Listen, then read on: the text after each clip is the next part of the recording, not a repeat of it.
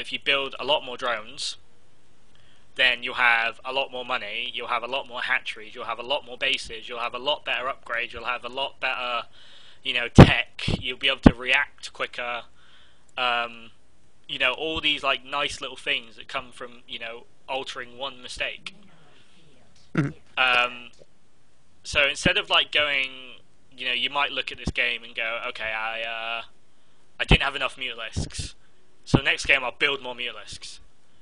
But that's not the problem. The root problem is you don't have enough drones to build more mutalisks. For example, I can look at a game of someone and they'll go, oh, I just didn't have enough stuff to fight his army. That's why he won. But then you look deeper into it and it's kind of like, okay, why didn't you have enough stuff? Okay, you didn't have enough stuff because your third base was 3 minutes late. You didn't have enough stuff because you never made a fourth base. You didn't have enough stuff because, you missed 20 injects. Or your drone count was really, really low. So, you need to fix these, like, root mechanical problems rather than, looking at the battle or, the last 5 minutes of the game. Like, look at the first 5 minutes of the game rather than the last, like, always. Because I guarantee the first 5 minutes of the game will tell the story for the rest of it. Okay. I think one of my issues might be, like the army composition I'm doing right now, just kind of like the mass slings with the supplement of other things. I know that I'm going to have a lot of the bit of everything army composition. Yeah. Yeah. Again, that stems from lack of scouting, lack of map control, and lack of drones. Really, I mean, if you had 4 bases up and running with max drone supply, and then you can literally build whatever the fuck you want because you can replace it instantly.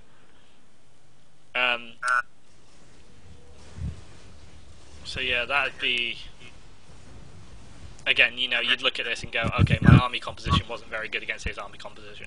And maybe not, but if you could literally build a 200 army, attack him, and then build another 200 army, you'll win. It doesn't matter what that army contains. If you've got 200% more things than he has, you'll win. Okay. But kind of like what I was saying earlier, since usually when I do a Ling, like, Mutalisk army, I have a lot more extra minerals.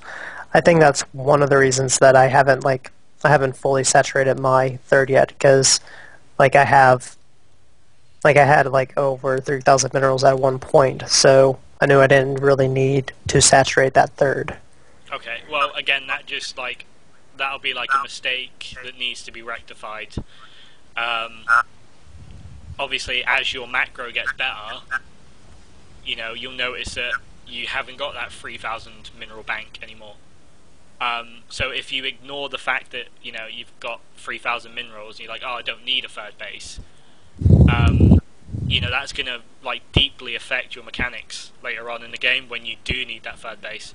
So it's always better to, like, correct these little mistakes earlier rather than later. Okay. Okay, so again, like, you need to keep your army hotkeyed as well. Like, right now you're losing, like, everything. And there we go. Okay, so he's got a lot of zealots, he's got storms.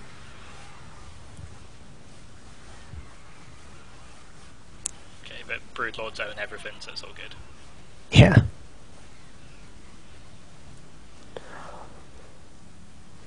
And then most of the rest of the game, I just kind of walk in and annihilate him with the Broodlords and the Mutalisk. Yeah. And the extra 42 Lings on the way. Mm-hmm.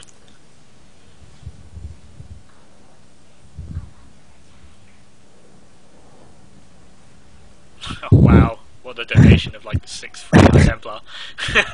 That's always nice. Okay. And then, yeah, kind of like I was saying, this guy wasn't that good because he had, like 3 rows of drones, or probes that were doing nothing for a while. Yeah. But not like I was doing any better. That's okay. That's what I'm here for.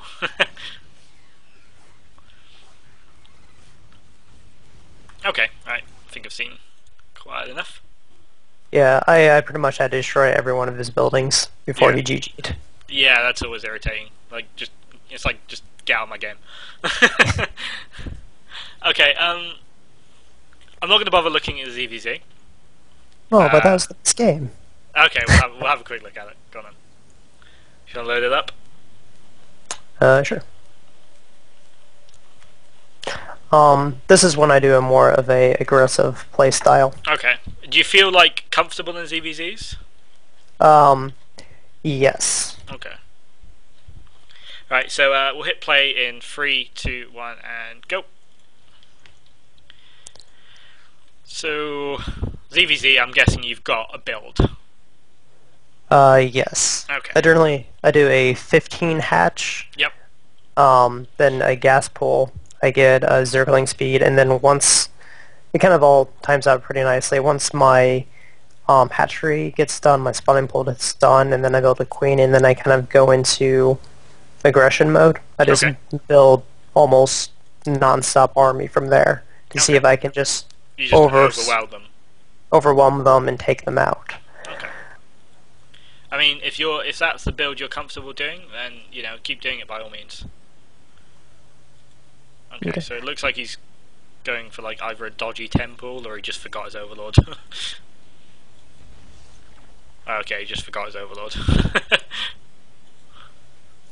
Yeah, I do that some games. Yeah, so do we all. Either that or that's his standard opening doing the maybe, extractor trick. It doesn't give you any benefit whatsoever. Yeah, I heard it's about the same as just doing a 9 overlord, so might as well not do it. But it's good that it is about the same for whenever we do screw up and make one more extra drone. Yeah, I mean, it works. So you go for a 15 hatch. Yeah, then I noticed that he was coming, so I decided to make it seem like I was going to go scout him. Yeah, okay. So he didn't block my hatch. Yeah, that's smart. Then just whip right back around and build it. Okay, so he's going 15 hatch as well. It's fine. And on this matchup, I kind of figure I don't really need to send a drone scout because if he was doing something like a 6-pull, then I'll just deal with it whenever he comes because I'll have enough drones to take care of it. And then if he was doing a 14 gas, 14 pull, his lings would come to my base around the time my hatch gets done, and then since I have 2 bases, I can overswarm. Okay, I tend to like to scout in Zerg versus Zerg, like, just in case. Like, if you know a 6-pull's coming, like, 30 seconds before you used to, then you stop it 100% without a doubt. I mean, most of the time I can blindly stop a 6-pull. But if that player's, like, exceptionally good at micro, then you lose. So it's always better to, like, just have a quick, like, just literally send a drone down, have a quick look in, make sure he's not doing anything silly, and then pull back straight away. But, of course, if you're comfortable with not scouting, then go ahead. But I definitely recommend just, like, even if it's just literally 2 seconds, like, just have a quick look, make sure, everything's on time, kind of thing. Yeah. Another thing is I also figure my overlord could scout the 6-pull, because generally with the 6-pull, they're just wanting to send the army directly at your base, so I think I'll spot them about halfway with my overlord. Yeah, that's absolutely fine as well. I figure it kind of works nice. And then right now I just kind of go out in all mode, aggression, just build a bunch of flings. And, I mean, see, your speed, like, because you know this build, your speed's on time. In all your other matchups I've seen, your speed is like 150 gas late. But because you know exactly what you're doing, you feel comfortable, then everything kind of is on time. I mean, right now your production's like really good, your money's quite low, your injects are like, really good as well. Your Baneling Nest is coming up on time, your speed's coming up on time, and you're controlling your units at the front. You see what I mean? Like, because you feel so comfortable, everything's like right for you. Yeah. But with your other matchups, what I've noticed is you don't feel comfortable because you don't have control. In Zerg versus Zerg, you don't really need map control because you can build units just as fast as he can, and your overlords spot everything coming, so you feel comfortable. And because you feel comfortable, everything else like gels, and I can teach you the way to feel comfortable in all those other matchups. Okay.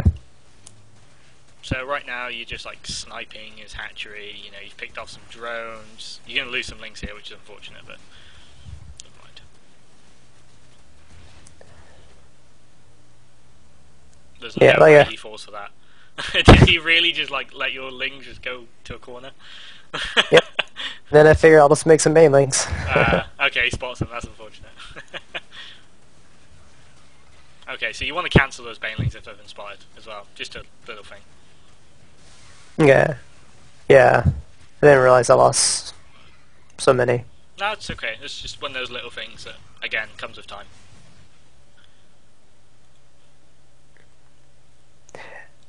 And then, right about now, I kind of figured that I can kill him with just the Baneling army, so I just continue to produce out of that. Your queen seems to have started to dance in your main base. Yeah. Yeah, so you just basically just kill him with lings and banelings. Mm-hmm. Yeah. Around this time, I think if he was to make a baneling nest to kind of counter my army, I would try to do a either side if I can either outbang him. Yep. Or roaches. Or make roaches. Yeah. Okay. Just another little thing about these attacks is you want to attack with banelings rather than attack then morph your banelings. Like you want to attack with banelings because what that does is that stops his ling aggression. He can't attack you if he's on pure ling and you're on you've got banelings. He cannot attack you. But he can attack you if 6 of your banelings are morphing 30 feet away from the battle. So like what I've noticed is you send your lings in, your lings get killed, and then your banelings come with your ling reinforcements, and then you fight him. Like, why not just wait for your banelings and fight him then? Like, he cannot attack you if you've got banelings in your army and he's just got pure ling. Okay. It's just another one of those, like, even just the threat of banelings is enough to kind of win you the fight most times. Like, for example, if I've got, I want to take out this hatchery, I'll just, like, roam banelings around, like, while my lings snipe the hatchery, because he can't engage your lings. Because the second he does, banelings just come at him, and he loses all his lings, and you win anyway. So why not, attack with banelings? Just one of those, like, little small adjustments. Like, right now, see this fight here that's going on by your banelings? If you had those banelings there during that fight, he can't fight you. He can't engage there. Okay. It's just one of those little things, like, always attack with banelings if you have them, rather than, like, attack while you're morphing your banelings. Like, that extra 30 seconds outside of his base while that baneling morphs is, more valuable than, attacking that little bit earlier. Okay.